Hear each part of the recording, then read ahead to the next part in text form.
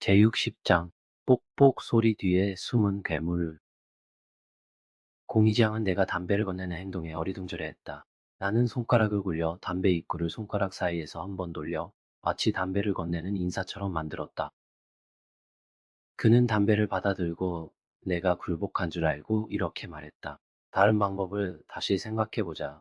이전까지는 후용인이 그들의 무리에 나타나지 않았는데 인시엘리엔의 조치가 효과를 본 것이 아니라 후용인이 이미 스며들어 있었던 것이다.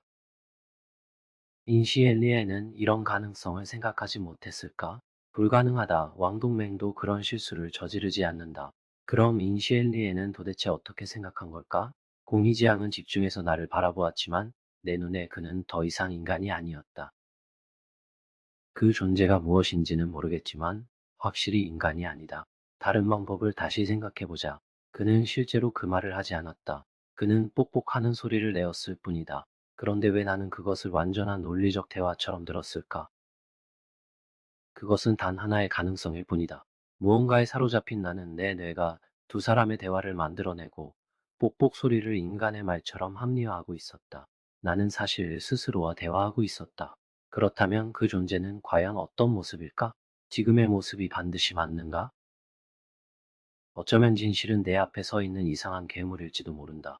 그 괴물은 인간과 전혀 닮지 않았고 오직 뽁뽁하는 입 구멍 진동음만 낼 뿐이다. 하지만 나는 그와 형제처럼 어울리며 아무것도 느끼지 못했다. 공의지향 뒤에 서 있는 사람들을 다시 보니 식은땀이 흐르고 그들의 공포에 찬 표정을 보며 나는 생각했다. 혹시 그들이 보는 상황이 내가 본 것과 다를까? 어쩌면 그들은 그 괴물을 보고 있었는가?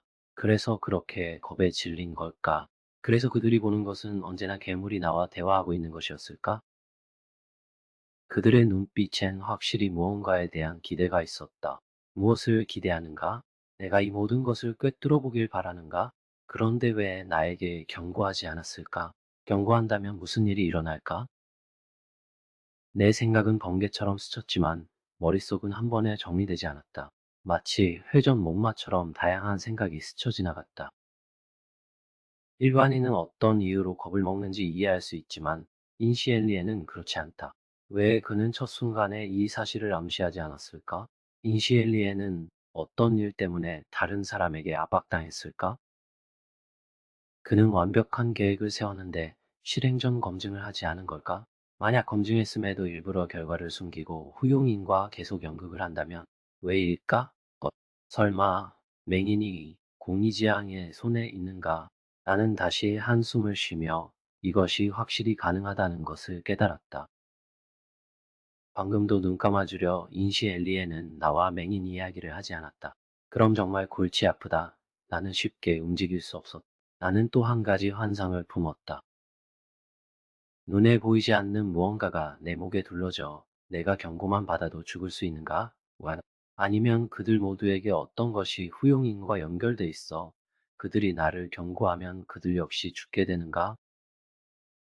나는 진실을 봐야만 하고 그렇지 않으면 아무것도 할 수 없다. 사건의 전말도 알아야만 인시엘리엔을 도울 수 있다. 나는 뚱뚱한과 눈빛을 마주쳤다. 뚱뚱한도 다음 행동을 몰랐지만 그의 표정을 보니 분위기가 이상함을 확실히 느꼈지만 이해하지 못하고 있었다. 이런 일은 나에게만 기대할 수 있다. 나는 아무렇지도 않게 작은 손동작을 몇 번 보여 뚱뚱한에게 공의지향이 인간이 아니라고 전했다. 이런 손짓은 그 정도까지만 전달될 수 있다. 그리고 나는 공의지향을 뚫어지게 바라보며 생각했다. 어떻게 하면 내가 내 뇌에 어떤 식으로 영향을 주는지 시각인가 청각인가 갑자기 한 일이 떠올랐다. 여기 들어온 뒤로 나는 이전에 주변 시야로 사물을 볼 수 있었던 일을 잊고 있었지만 지금 그때를 떠올렸다. 이전에 주변 시야로 사물을 볼 수 있었던 상황을 이유는 없지만 여기서 한번 시험해 볼까 하는 생각이 들었다. 나는 뚱뚱한의 배낭을 살펴보니 청동이 들어 있었다. 그 번쩍이는 영감이 또 다른 계시인지 알 수 없었다. 그리고 나는 숨을 깊게 들이마시고 주변 시야로 천천히 공의지향을 힐끗 바라보았다. 그 몇 초 만에 나 같은 사람도 심장이 뛰었고 점점 공의지향에 흐릿한 윤곽이 나타났다. 대강 보자마자 머릿속이 윙윙거리기 시작했다.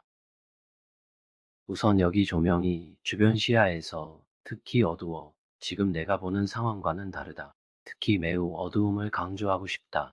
원래 절벽 위는 이미 매우 어두웠지만 주변 시야가 포착한 색에는 빛이 더욱 약했다. 검은 억압감이 극도로 짙고 사실 거의 보이지 않는 상태였다.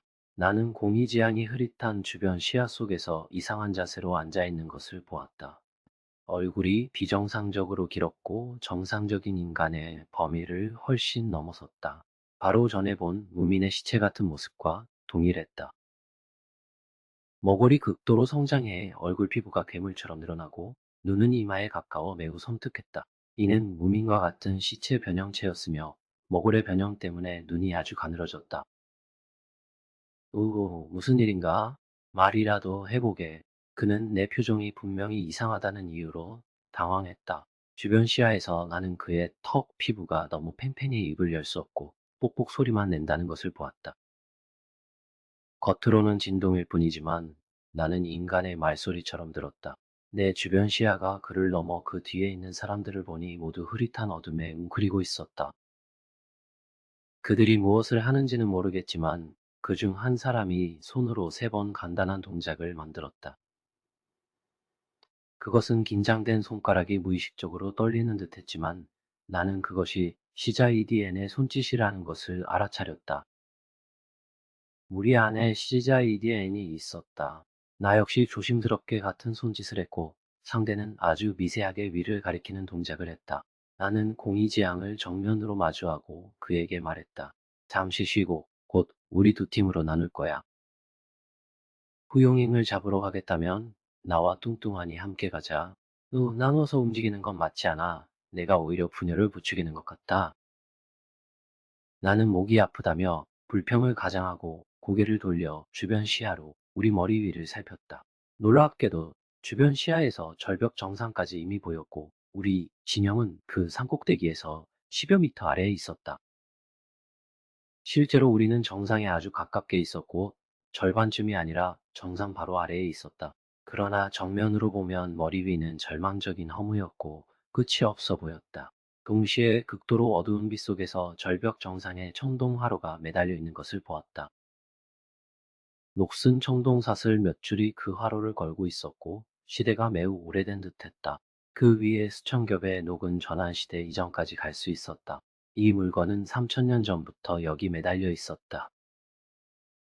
청동화로 위의 동굴 천장에는 여러 함몰된 공간이 있었고 그 안에는 공이지항과 같은 이상한 시체들이 가득했다. 마치 벌이 벌집 안에 있는 듯 층층이 쌓여 있었지만 그 시체들은 모두 마른 시체처럼 건조했다. 연대는 화로와 같은 시대인 듯했고 왜 떨어지지 않았는지는 알 수 없었다. 바위 위에 많은 갈고리가 있어 그들을 공중에 매달고 있었다. 나는 눈을 크게 뜨고 깨달았다. 이것은 시체 장벽이었다. 후용잉은 우리에게 그들이 인간이라고 믿게 할 뿐 아니라 어둠이라고도 믿게 만든다. 위의 시체들은 우리의 뇌에 영향을 주어 위를 바라볼 때 모두 허무하다고 착각하게 만든다. 나는 다시 고개를 숙여 시자이디엔을 보니 그가 몰래 또 하나의 손짓을 했다. 그 손짓은 잘 이해되지 않았지만 그 화로 안에 뭔가 비밀이 있을 것이라 생각했다. 그래서 그들은 함부로 움직일 수 없었다.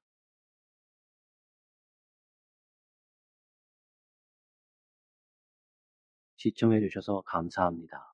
이 이야기가 마음에 드셨다면 채널을 구독하고 알림벨을 켜주세요. 더 많은 아름다운 이야기가 곧 너와 이야기들 채널에 찾아옵니다.